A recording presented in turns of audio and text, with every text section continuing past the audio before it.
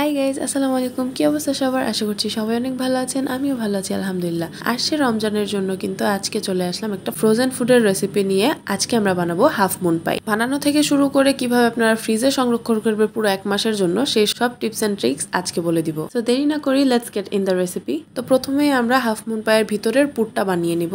প্রথমে আম্মু এখানে প্যানের মধ্যে একটু তেল দিয়ে সাথে বাটার মিশিয়ে দিয়েছে আর দিয়ে দিয়েছে কিছুটা পেঁয়াজ কুচি। আর পেঁয়াজ কুচিটা কিন্তু কিউব আকারে কাটা।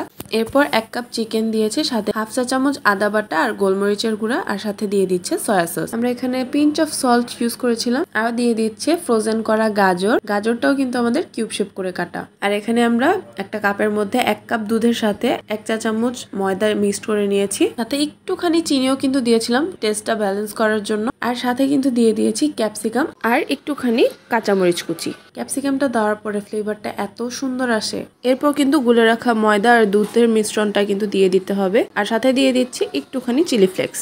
দুধটা দিয়ে দেওয়ার পরে কনসিস্টেন্সিটা একটু ঘন হয়ে আসলে আমরা ওটাকে নামিয়ে ফেলবো। আর আরেকটা প্যানে কিন্তু 2 কাপ পানি দিয়ে 1 চা চামচ তেল আর একটুখানি লবণ দিয়ে পানিটা বলক আসার পর 2 কাপ আটা দিয়ে দিব। এটা হচ্ছে হাফ মুন পায়ের যে আটার ডোটা, সেই ডোটা বানিয়ে নিচ্ছি। আর হ্যাঁ, আমি কিন্তু এখানে একটা ভুল করেছিলাম। আটাটাকে একটু একটা চালনি দিয়ে চেলে তারপর দেওয়া উচিত ছিল, না হলে কিন্তু ভেতরে একটু দানা দানা থেকে যাবে। এরপরে ডোটা কিন্তু গরম থাকতে থাকতেই আমরা নামিয়ে ময়ান করে নিব আর বেলে নিব খুব পাতলা করে। রুটির থিকনেসটা কিন্তু তোমরা দেখতেই পারছো। আর এরপর একটা কাটার দিয়ে বা যে কোনো কিছুর মুখা নিয়ে কাটতে পারো। আমি এখানে একটা ডিব্বার মুখা নিয়ে নিয়েছি। অনেকগুলো গোল গোল কেটে নেওয়ার পরে হালকা অংশটাকে ছড়িয়ে নিব। আর এরপরে কিন্তু আমাদের যে পুরটা বানিয়ে রেখেছিলাম সে পুরগুলো একে একে করে সবগুলোর মধ্যে দিয়ে দিব।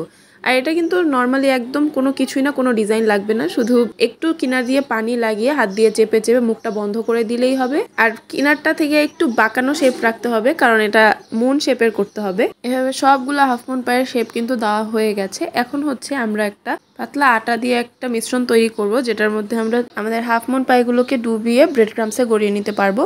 এই মিশ্রণটার থিকনেস কিন্তু খুব বেশি পাতলাও না, আবার খুব বেশি ঘনও না। ডুবিয়ে সাথে সাথে ব্রেড ক্রাম্পসে দিয়ে দিলেই পুরোটাই কোট হয়ে যাবে। এভাবেই কিন্তু আমাদের সবগুলো হাফ মুন পাই ব্রেড ক্রাম্পসে কোট করা হয়ে গেছে। আর এখন সবগুলোকে এবার রাখার যে প্রসেসিংটা, সেই প্রসেসিংটা তোমাদেরকে বলবো। এখানে আমি একটা পলিথিনের মধ্যে ফাঁকা ফাঁকা করে সবগুলো হাফ মুন পাই রেখে নিয়েছিলাম। ফাঁকা করে রাখার কারণ হচ্ছে যাতে শক্ত হলেই সাথে সাথে ইজিলি ছুটিয়ে নেওয়া যায় আর একটার সাথে একটা লেগেও না যায়। এভাবে আমি সবগুলোকে ওভারনাইট রেখে কন্টেইনারের মধ্যে ভরে নিয়েছি। এভাবে করে কন্টেইনারের মধ্যে কিন্তু সারা মাসের জন্য ফ্রিজ করে রাখা যাবে। কিন্তু মজার পার্ট হচ্ছে এটা বেশি দিন থাকবেই না, কারণ খেতে এতটা ইয়ামি। ভিডিওটি দেখার জন্য অনেক অনেক ধন্যবাদ। সামনে আরো ইনশাআল্লাহ অনেকগুলো ভিডিও নিয়ে আসবো, সাথেই থাকুন। Thanks for watching.